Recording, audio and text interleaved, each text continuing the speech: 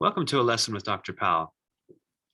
Let's take a look at a fun theorem called Green's theorem, which states if we take a curve C that's a loop and a surface that of which C is the boundary, then if we were to take a line integral of a vector field F along C, then there exists a vector field G such that when we take the surface area of this surface here, which C is the boundary, numerically we get the same result in our integration, meaning that we can actually compute this line integral via surface integral, or we can compute the surface integral as a line integral actually. So, but the key is, how do you move from this vector field to this one or vice versa? And that's what the Green's theorem is about.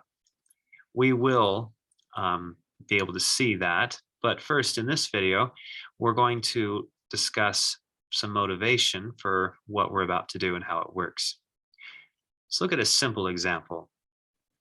Suppose that we just restrict ourselves into the XY plane and our vector field F,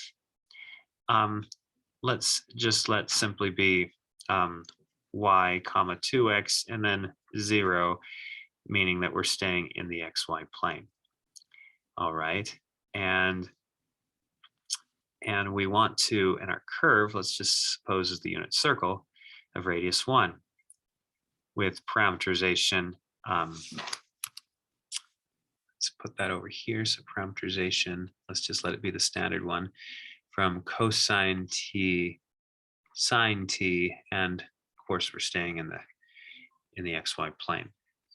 Okay, so our integral looks something like this. I'll write it as a differential one form. That'll help us think about it a little bit and what is about to happen. Right, y dx plus 2x dy. All right, and we're going over the curve C here. Okay, so let's just pick a point right here and a point right here opposite it. I'll just label these loosely as A and B. In reality, A is negative B in this case, but in general, if you have a closed curve, it doesn't have to be symmetric about something. So I'll just loosely call it A and B for now as we kind of try to motivate this.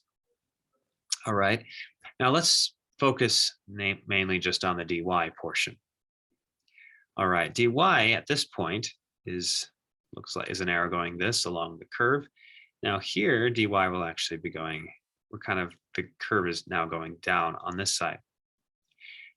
Now the weight right here for the dy would be 2b dy because we plug in b into this. So this is like the little piece we're adding right here at this stage. Over here, we'd be adding a minus 2a dy. See why it's minus? Because we're pointing downward. All right, so all in all, we're adding a 2b dy, and then plus, or we're like minus 2a dy. So it looks like we're doing a 2b minus 2a times dy, just kind of from this part of the curve kind of going up and then going back down. Now we can actually get that if we drew a line across the area and thought about integrating along this. Let's think about now. So that's with respect to x. So let's with respect to x. So let's look at that for a minute. With respect to x, couldn't we get 2b minus 2a if we just integrated 2 dx going from a to b?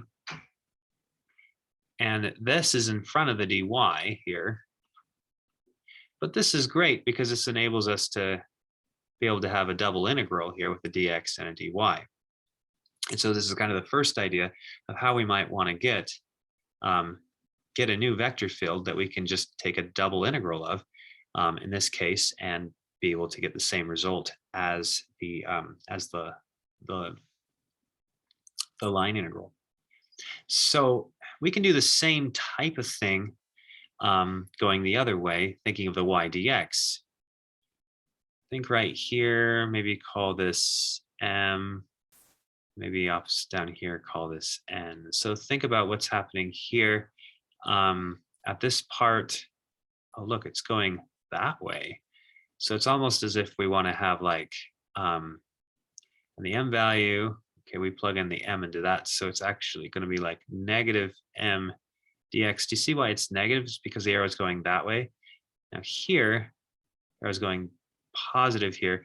So, and the y value is n, so we'd be plugging in a positive n to this y dx thing. So n dx.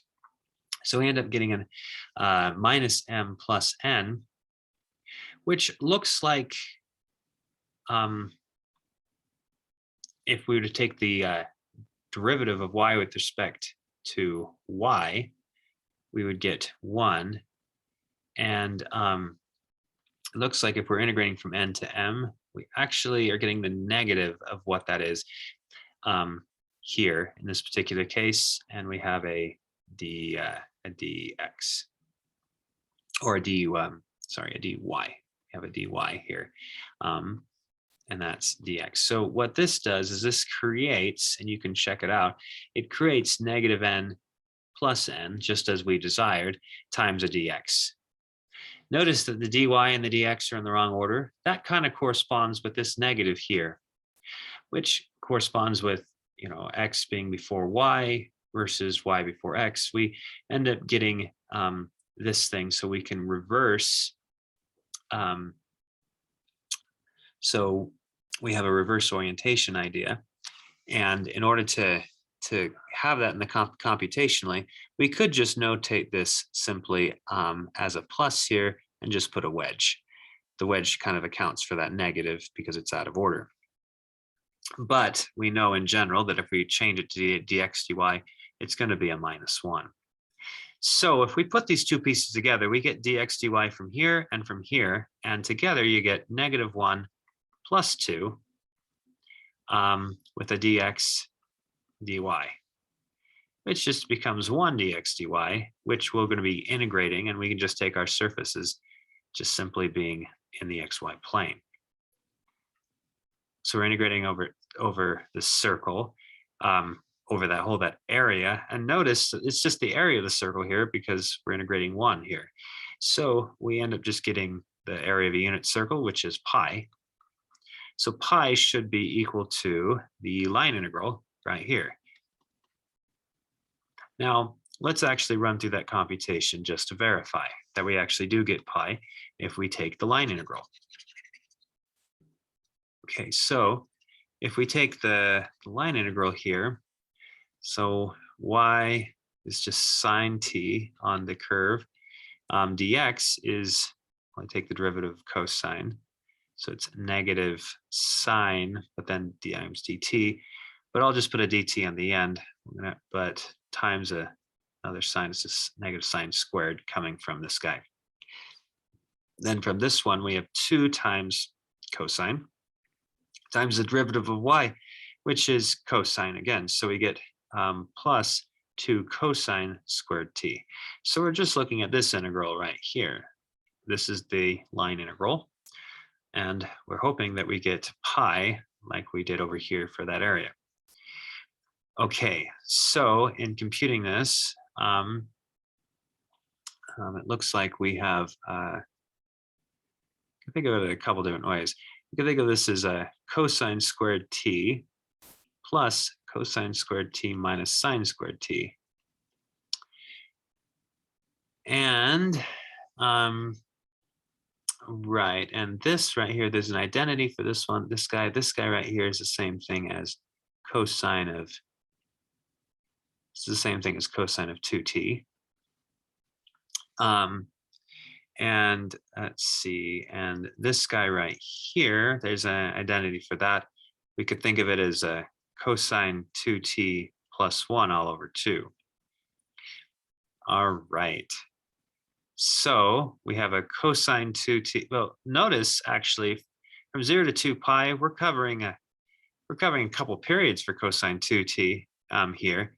So really in the integration, these just vanish. So we're really just left with integrating a half from the interval from 0 to 2 pi, which ends up being pi as well, just as desired. So we can see that if we can integrate this as a line integral as follows, or we can use this construct, which we did, which we'll formalize and to talk more about in the next video, where we actually turn the line integral into a double integral and in computing an area even, and just found it as pi. Thanks for watching.